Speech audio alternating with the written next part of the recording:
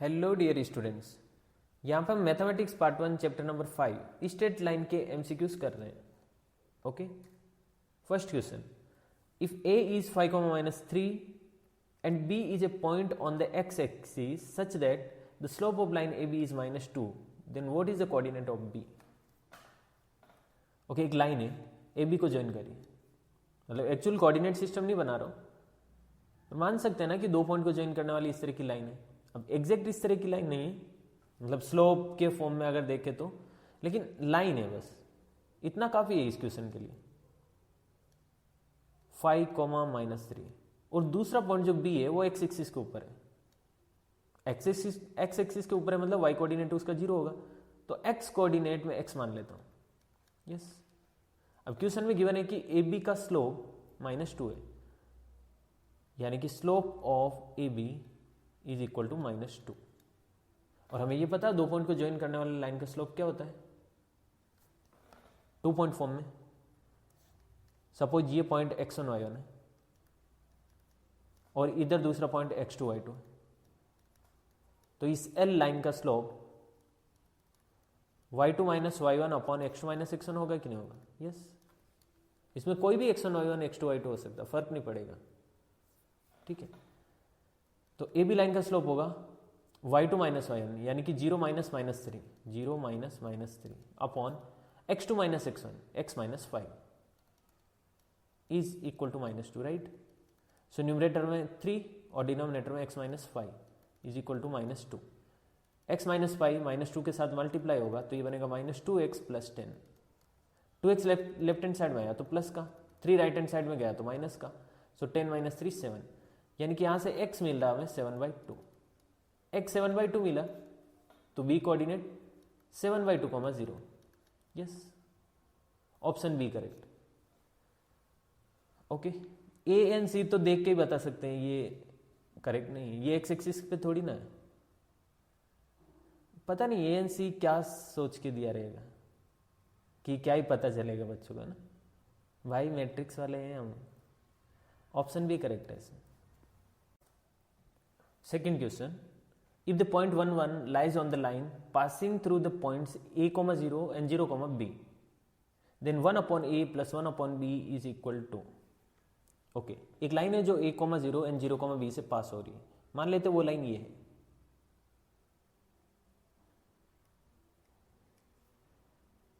a, 0 x axis पे होगा, 0, b y axis पे.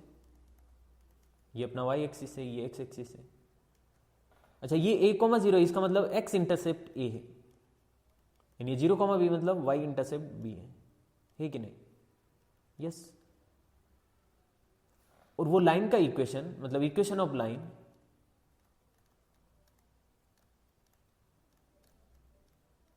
Having x intercept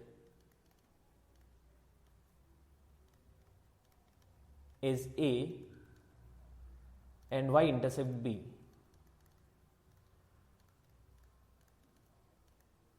is equal to x/a + y/b equal to 1 है कि नहीं. यस, यानी कि इस लाइन का इक्वेशन है x/a + y/b इक्वल टू 1. अब क्वेश्चन में ये भी गिवन है कि इस लाइन पे 1, 1 एक पॉइंट है, 1, 1.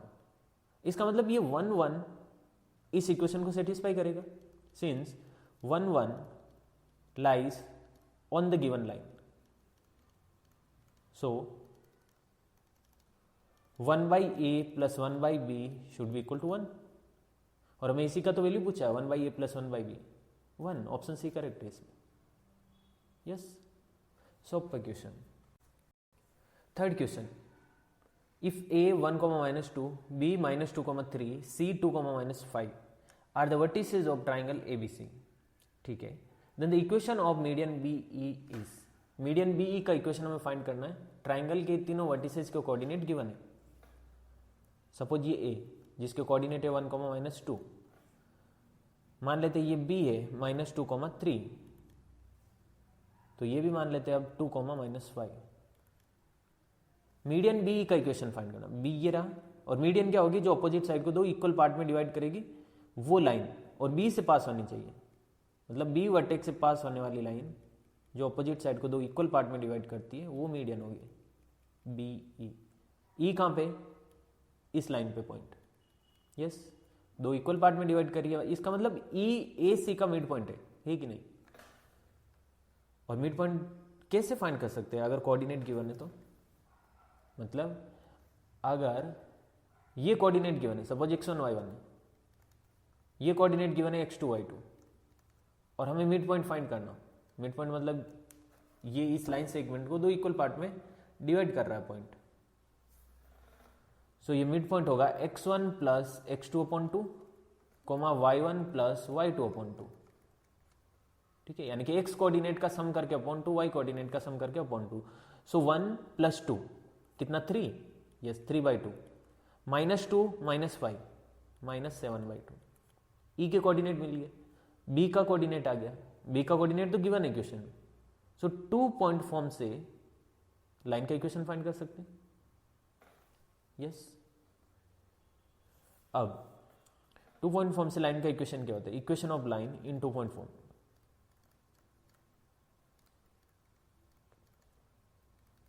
y minus y1 equal to y2 minus y1 upon x2 minus x1 into x minus x1।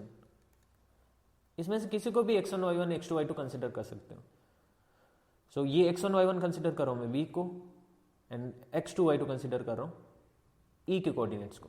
So y minus y1 कितना 3, y2 minus y1 minus 7/2 minus 3 minus 7/2 minus 3 upon x2 minus x1 3/2 minus -2 3/2 minus -2 यानी कि 3/2 plus 2, yes 3/2 minus -2 यानी कि 3/2 plus 2, x minus x1 is -2, तो ये +2 हो जाएगा। Okay, आप चेक कर सकते हो वापस से, मैं रॉन्ग नहीं कर रहा हूं। ये है अपना x1 y1 और ये है x2 y2। ओके, ठीक है, सिंप्लीफाई करते हैं। y minus 3 left hand side as it is, इधर ये 2 3 के साथ मल्टीप्लाई होगा तो -7 -6 अपॉन 2 आएगा ना, वो इसके अपॉन 2 से कैंसिल हो जाएगा, मतलब न्यूमरेटर का डिनोमिनेटर डिनोमिनेटर के डिनोमिनेटर से कैंसिल आउट होने वाला, इसलिए लिख नहीं रहा हूं। और ये 2 इधर मल्टीप्लाई होगा तो 3 + 4, मतलब मल्टीप्लाई होने के बाद कैंसिल हो रहा है, ऐसा नहीं कि पहले कैंसिल हो गया। ठीक है, समझ आ रहा होगा, कोई बड़ी बात नहीं, छोटी छोटी बातें। 3 + 4 कितना 7 है ना, ये 7 इधर मल्टीप्लाई हो रहा है, 7y माइनस 3, इधर -7 - 6 is -13 x + 2, 7y - 21 equal to -13 x - 26। So 13x left hand side में आएगा तो प्लस का हो जाएगा ना, 13x + 7y, और ऑप्शन के अकॉर्डिंग कांस्टेंट को भी लेफ्ट हैंड साइड में लेकर आना। सो -26 इधर आएगा तो प्लस का हो जाएगा, +26 - 21 इज +5 इक्वल टू 0। देखो कौन सा ऑप्शन मैच हो रहा है, 1375 option B correct. Okay, fourth question, the equation of the line through 1,2 मतलब passing through 1,2 which makes equal intercept on the axis is, यानी कि वो लाइन का इक्वेशन फाइंड करना जो 1,2 से पास होती है और कोऑर्डिनेट एक्सिस पे इक्वल इंटरसेप्ट बनाती है। तो इस टाइप के इक्वेशन को डायरेक्टली ऑप्शन से भी कर सकते हैं। लाइन 1,2 से पास हो रही है तो कुछ ऑप्शंस तो डायरेक्टली ऐसे ही एलिमिनेट कर सकते हो, जैसे ए ऑप्शन में लाइन 1,2 से पास नहीं होगी क्योंकि पॉइंट सेटिस्फाई नहीं कर रहा, बी में भी नहीं कर रहा, सी में भी नहीं कर रहा, और डी में भी नहीं कर रहा। Oh really, equation of line through 1,2, okay, कोई ऑप्शन मैच नहीं कर रहा, हो सकता है ऑप्शन होंगे। ठीक है, ऐसा होना चाहिए था x + y = 3, ठीक है, x + y = 3, और फिर हम ये देखते कि इक्वल इंटरसेप्ट के लिए x एंड y के कोफिशिएंट सेम होने चाहिए थे। ठीक है, इस क्वेश्चन को करते हैं, ऑप्शन से नहीं करते क्योंकि ऑप्शन रॉन्ग लग रहा है मुझे। Equation of line in double intercept form,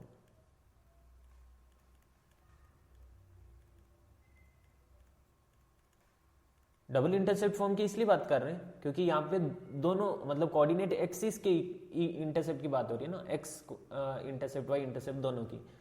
सो वो हमें पता है x/a + y/b = 1 है, जहां पे ए एक्स इंटरसेप्ट है, बी वाई इंटरसेप्ट है, बट क्वेश्चन में गिवन है कि लाइन कोऑर्डिनेट एक्सिस पे इक्वल इंटरसेप्ट बना रही है, इसका मतलब ए इक्वल टू बी है, ए एंड बी सेम है। सो इस कंडीशन के बाद लाइन का इक्वेशन होगा x by a plus y by a equal to 1। पता है ए क्यों लिखा? क्योंकि ए एंड बी दोनों सेम है। इसका मतलब x plus y equal to a इधर कॉमन आया और राइट हैंड साइड गया तो ऐसे बना। इसको इक्वेशन 1 कंसिडर कर लेते हैं। अब ये लाइन 1,2 से पास हो रही है, दिस लाइन पासिंग थ्रू 1,2, इसका मतलब ये 1,2 को सेटिस्फाई करनी चाहिए। सो x की जगह 1, y की जगह 2, तो यहां से a इक्वल टू मुझे 3 मिला है। यस, और ये a की वैल्यू 1 में पुट करना, पुट इन 1। सो लाइन का इक्वेशन आएगा x plus y equal to 3। Okay, option है नहीं कोई, बट ये आंसर है। ठीक है। Fifth question, if the line kx plus 4y equal to 6 passes through the point of intersection of the two lines 2x plus 3y equal to 4 and 3x plus 4y equal to 5, then what is k? Okay, ये line in दोनों line के intersecting point से पास हो रही है, तो k का value find करना। तो काम करते पहले इंटरसेक्टिंग पॉइंट फाइंड करते हैं, और वो पॉइंट से ये लाइन पास हो रही है तो इसको सेटिस्फाई करेगा, यानी कि x एंड y की जगह वो इंटरसेक्टिंग पॉइंट के कोऑर्डिनेट पुट करेंगे तो k का वैल्यू आ जाएगा। Simple question. ओके, इन दोनों लाइन का इंटरसेक्टिंग पॉइंट फाइंड कर रहे हैं। Okay, 2x plus 3y equal to 4 and second line है 3x plus 4y equal to 5। Elimination method से कर रहा हूँ, तो इसको 2 से मल्टीप्लाई कर रहा हूँ इक्वेशन 1 को, और इक्वेशन 1 को 3 से मल्टीप्लाई करें, इक्वेशन 2 को 2 से मल्टीप्लाई करें। ठीक है, इक्वेशन 1 को 3 से मल्टीप्लाई एंड इक्वेशन 2 को 2 से मल्टीप्लाई। ठीक है, फिर सब्ट्रैक्ट करेंगे। सो इक्वेशन 1 को 3 से मल्टीप्लाई किया तो ये बना 6x plus 9y equal to 12, और इधर 2 से मल्टीप्लाई किया तो 6x plus 8y equal to 10। Subtract करना है, सो माइनस माइनस माइनस, ये कैंसिल आउट हो गया। 9y minus 8y is y, 12 minus 10 is 2, y equal to 2। y equal to 2 किसी में भी पुट करके देखो, दोनों में से किसी में भी पुट कर सकते हैं क्योंकि इंटरसेक्टिंग पॉइंट फाइंड कर रहे हैं। सो y इक्वल टू 2 इधर पुट किया मैंने, तो ये बना 6, राइट हैंड साइड में गया तो -2, यानी कि x इक्वल टू -1। ओके, आप देख सकते हो आराम से, झूठ नहीं बोल रहा हूँ। y equal to 2, x equal to -1, मतलब पॉइंट मिला -1,2। ओके, और kx plus 4y equal to 6, kx plus 4y equal to 6 इस पॉइंट से पास हो रही है, पासिस थ्रू पॉइंट -1,2। सो इस पॉइंट को सेटिस्फाई करेगी, मतलब लाइन, ये पॉइंट लाइन को सेटिस्फाई करेगा। x की जगह -1, y की जगह 2, यानी कि -k plus 8 is equal to 6, यानी कि k equal to 8 minus 6 means k equal to 2। Option B correct है इसमें।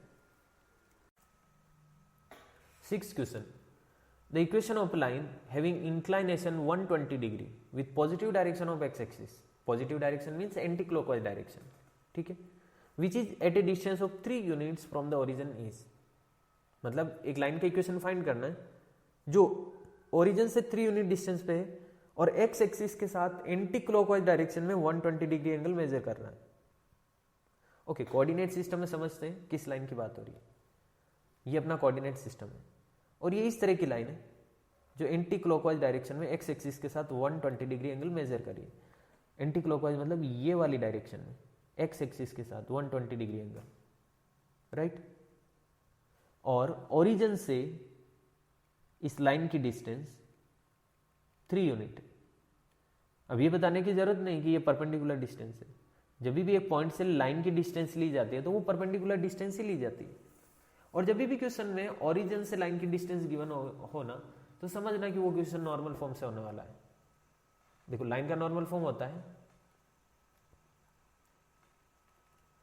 x cos alpha plus y sin alpha equal to p, जहां पे p ओरिजिन से लाइन की परपेंडिकुलर डिस्टेंस और alpha origin से पास होने वाला नॉर्मल का एक्स एक्सिस से पॉजिटिव डायरेक्शन में मेजरमेंट ऑफ एंगल, यानी कि पॉजिटिव डायरेक्शन से इस नॉर्मल का ये वाला एंगल वो होता है अल्फा। अब ये हमें क्वेश्चन में गिवन नहीं है, लेकिन हम फाइंड कर सकते हैं। देखो ये 120 डिग्री तो ये 60 डिग्री, पता क्यों? क्योंकि ये पूरा 180 होता है, तो ये 120 गिवन है, मतलब ये 60। ओके, ये अंदर एक ट्राइंगल बन रहा है ना, ट्राइंगल के इंटीरियर एंगल का सम 180 होता है ना। 180 में से ये 90 हो गया क्योंकि परपेंडिकुलर डिस्टेंस है, तो ये 90 हो गया, ये 60 हो गया, तो इसको 30 होना पड़ेगा ताकि टोटल 180 बनेगा। Yes, okay. सो क्वेश्चन में अल्फा इक्वल टू 30 गिवन है हमें, मतलब गिवन नहीं था लेकिन हमने फाइंड कर लिया। And p equal to 3 given. Actually p equal to +-3 है। देखो कैसे, कोऑर्डिनेट सिस्टम में इन दो कंडीशन को सेटिस्फाई करने वाली सिर्फ एक लाइन नहीं बनेगी, एक और लाइन बनेगी, ये वाली लाइन। क्वेश्चन में क्या डेटा गिवन है कि पॉजिटिव डायरेक्शन में एक्स एक्सिस से 120 डिग्री एंगल मेजर करिए लाइन, और ओरिजिन से 3 यूनिट डिस्टेंस पे। तो अगर ओरिजिन से इधर में +3 लूं तो इधर ये -3 हुआ। यस, अच्छा, आप में से किसी को डाउट हो सकता है कि डिस्टेंस को नेगेटिव क्यों लिया। अगर ये डाउट है तो आप इसको ऐसे समझ सकते हो कि जो कुछ भी लेफ्ट हैंड साइड में ना वो p के इक्वल है, वो डिस्टेंस के इक्वल है। इसका मतलब लेफ्ट हैंड साइड में जब x एंड y की कुछ वैल्यू कंसीडर करेंगे तो ये नेगेटिव आ सकती है, क्योंकि थर्ड क्वाड्रेंट है ना, तो नेगेटिव आ सकती है। तो इधर मॉड लगाएंगे कि भाई mod of x cos alpha plus y sin alpha should be equal to p। इसका मतलब x cos alpha plus y sin alpha should be equal to +-p। नहीं है, लिख के बताऊं क्या एक बार, mod of x cos alpha plus y sin alpha is equal to p। इसका मतलब ये अंदर वाला +-p के इक्वल होगा। या तो ऐसे समझो, या फिर ऐसे समझ सकते हो कि इस डायरेक्शन में अगर मैं लेंथ को 3 लूं तो इस डायरेक्शन में -3 हुआ, और ऑब्वियसली 2 लाइन बन रही है ना, तो कुछ तो इक्वेशन में डेटा होना चाहिए जैसे कि हमें 2 डिफरेंट लाइन्स मिले। अब देखो दोनों का स्लोप सेम है, तो एक्स एंड वाई के कोफिशिएंट सेम होंगे, सिर्फ कांस्टेंट चेंज होगा। कांस्टेंट क्या होगा? +- होगा। आई होप आपको ये समझ आया होगा अच्छे से। p यहां पे मैं +-3 लेने वाला हूं।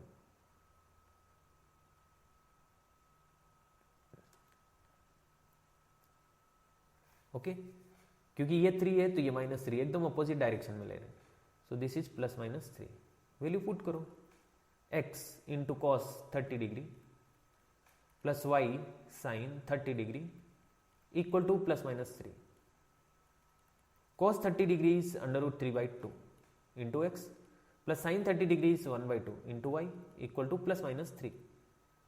अब लेफ्ट हैंड साइड में दोनों टर्म के डिनोमिनेटर में 2 है, तो कॉमन आके राइट हैंड साइड में चला गया, ये बनेगा √3x plus y equal to +-6। है क्या कोई ऑप्शन?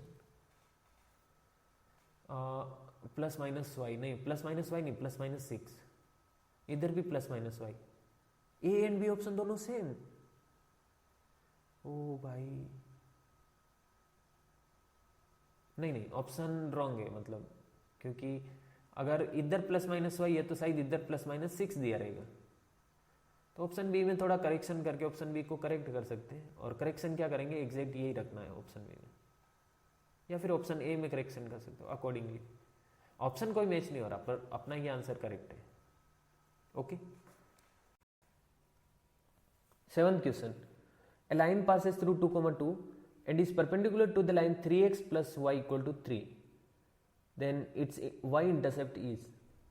ओके, एक लाइन है जो 2,2 से पास हो रही है, सपोज ये वो लाइन है, और ये 3x plus y equal to 3 के परपेंडिकुलर है। 3x plus y equal to 3 के परपेंडिकुलर है, तो हमें इस लाइन का y इंटरसेप्ट फाइंड करना है, ये वाली लाइन का। ओके, पहले लाइन का इक्वेशन फाइंड करते हैं। देखो इस लाइन का स्लोप कितना है, m इक्वल टू -x का कोफिशिएंट अपॉन y का कोफिशिएंट। स्लोप ऐसे ही फाइंड करते हैं, जनरल फॉर्म में अगर इक्वेशन है तो -x का कोफिशिएंट अपॉन y का कोफिशिएंट, यानी कि -3, m इक्वल टू -3। अगर इस लाइन का स्लोप -3 है तो इसके परपेंडिकुलर लाइन का स्लोप होगा -1/3, यानी कि m इक्वल टू 1/3। पता है अगर इसका स्लोप m है तो इसका होता -1/m, सो -1/m की जगह -3, तो ये बना 1/3। ओके, या फिर आप डायरेक्टली भी ऐसे देख सकते हो ना, अगर इस लाइन का स्लोप -3 है तो इसके परपेंडिकुलर लाइन के स्लोप के लिए साइन चेंज करना है और रेसिप्रोकल करना है। सो -3 का साइन चेंज करेंगे तो +3 और रेसिप्रोकल करेंगे तो 1/3। कैसे भी देख सकते हो, बहुत सारे मेथड की कमी नहीं है। ठीक है, लाइन का इक्वेशन आ जाएगा, लाइन का स्लोप है 1/3 और ये 2, 2 से पास हो रही है। So equation of line in point slope form, equation of line in point slope form is y minus y1 equal to m x minus x1। x1 y1 की वैल्यू 2, m की value 1/3। So y minus 2 equal to 1/3 x minus 2। 3 इधर left hand side में multiply हो रहा, 3y minus 2 equal to x minus 2। ठीक है, आगे अगर चाहें तो सोल्व कर सकते हैं, लेकिन जरूरत नहीं। क्वेश्चन में पूछा y इंटरसेप्ट क्या है, तो y इंटरसेप्ट के लिए हमें x इक्वल टू 0 करना होगा। x को 0 किया तो कितना बन रहा है, 3y minus 6 equal to x की जगह 0 तो -2, यानी कि 3y इक्वल टू 6 minus 2 मतलब 4, y equal to 4/3। Yes, option D correct है। 8th question, angle between these two lines is. Okay, दो लाइन का इक्वेशन गिवन है, इन दोनों के बीच का एंगल फाइंड करना है। तो इन जनरल हमें पता है, अगर इस तरह से दो लाइन है जिसमें एक का स्लोप m1 और दूसरे का स्लोप m2 है और दोनों के बीच का एक्यूट एंगल अगर थीटा है, तो tan theta equal to mod of m1 minus m2 upon 1 plus m1 m2 होता है कि नहीं होता है? यस, होता है। हमें लाइन का इक्वेशन गिवन है, √3x minus y minus 2 equal to 0। तो इस लाइन का स्लोप क्या होगा, जिसको मैं m1 कंसिडर कर रहा हूं, माइनस x का कोफिशिएंट अपॉन y का कोफिशिएंट, यानी कि √3। दूसरी इक्वेशन गिवन है x minus √3y plus 1 equal to 0। इसका स्लोप कितना होगा, इसको मैं m2 कंसिडर कर रहा हूं, माइनस x का कोफिशिएंट अपॉन y का कोफिशिएंट, यानी कि 1/√3। Yes, so tan theta is equal to mod of m1 minus m2 √3 minus 1 upon √3 upon 1 plus m1 m2 √3 into 1/√3। ठीक, tan theta equal to mod of √3, इधर √3 से multiply होगा तो 3 minus 1 whole upon √3, नहीं upon √3 whole upon √3 से √3 cancel हो गया तो इधर 1, 1 plus 1 is 2। Yes, tan theta equal to numerator में बन रहा है 2 और इधर 2√3, 2 से 2 कैंसिल हो गया, ये वैसे भी पॉजिटिव है तो मॉड हटा सकते हैं। tan theta equal to 1/√3, it means theta equal to 30 degree. Yes, option B correct है इसमें।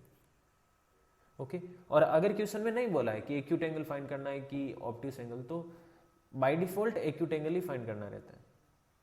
ठीक है, इसमें दो एंगल बनेंगे ना, एक तो ये ऑब्ट्यूस एंगल बनेगा, एक ही एक्यूट एंगल बनेगा। ज्यादातर क्वेश्चन में गिवन रहता है एक्यूट एंगल, बट नहीं गिवन है तो भी बाय डिफॉल्ट एक्यूट एंगल है। ठीक है, question number 9, if kx plus 2y minus 1 equal to 0 and 6x minus 4y plus 2 equal to 0 are identical lines, then determine k। Okay, यहाँ पे एक लाइन है kx plus 2y minus 1 equal to 0, दूसरी है 6x minus 4y plus 2 equal to 0। ये दोनों lines identical है। आइडेंटिकल मतलब सेम टू सेम, कोई चेंज नहीं। हाँ, मैथमेटिकल रूल के अकॉर्डिंग मल्टीप्लिकेशन, डिवीजन वो सब हो सकता है, लेकिन कोऑर्डिनेट सिस्टम में बनाएंगे तो दोनों सेम ही रहेगी, एक दूसरे पे कॉन्साइड रहेगी, दोनों सेम टू सेम है। देखो यहाँ पे x का कोफिशिएंट k है, अननोन के फॉर्म में, अगर x के कोफिशिएंट को छोड़ भी दे दोनों के तो y और कांस्टेंट सेम होना चाहिए। यहाँ पे y का कोफिशिएंट 2 है, इधर -4 है, कांस्टेंट -1 है, इधर 2 है। तो अगर मैं इसको -2 से डिवाइड करता हूं तो y का कोफिशिएंट एंड कांस्टेंट सेम हो जाएगा, आप देख सकते हो। तो 6x upon -2 minus 4y upon -2 plus 2 upon -2 equal to 0 upon -2, मतलब दोनों साइड -2 से डिवाइड किया। तो this is -3x minus minus plus 2y -1 equal to 0। अभी आपको दिख रहा होगा 2y -1 2y -1, so k equal to -3 होना चाहिए अगर दोनों को इक्वल करना हो तो, आइडेंटिकल करना है तो। So k should be equal to -3. Option A correct. 10th question. Distance between the two parallel lines is. Okay, question में दो पैरेलल लाइन गिवन है और उनके बीच का डिस्टेंस फाइंड करना है. तो इन जनरल अगर दो parallel lines ax plus b y plus c one equal to 0 and ax plus b y plus c two equal to 0 है, तो इन दोनों लाइन के बीच के डिस्टेंस का फॉर्मूला होता है d equal to mod of c1 minus c2 upon under root of a square plus b square. Okay, यानी कि दोनों लाइन के इक्वेशन को अगर जनरल फॉर्म में लिखें तो कांस्टेंट का डिफरेंस न्यूमरेटर में और डिनोमिनेटर में x एंड y के कोफिशिएंट का स्क्वायर करके सम रूट के अंदर. हमें क्वेश्चन में इक्वेशन गिवन है y equal to 2x plus 7, यानी कि जनरल फॉर्म में लिखेंगे तो 2x minus y plus 7 equal to 0, और दूसरी है y equal to 2x plus 5, यानी कि 2x minus y plus 5 equal to 0. So यहां से a equal to 2, b equal to -1 and c1 equal to 7, c2 equal to 5. ठीक है, ऊपर लिख रहा हूं a equal to 2, b equal to -1, c1 7, c2 5. Yes, x का कोफिशिएंट a, y का कोफिशिएंट b. फर्स्ट लाइन की इक्वेशन में कांस्टेंट c1, सेकंड में constant c2. So d equal to mod of c1 minus c2 7 minus 5 upon under root of a square plus b square, यानी कि 4 plus 1. So d equal to mod of 2 upon root 5. Mod हटा सकते हैं क्योंकि वैसे भी positive है. So d equal to 2 upon under root 5. ये आंसर है, ऑप्शन डी. ओके, ठीक है, असाइनमेंट कंप्लीट.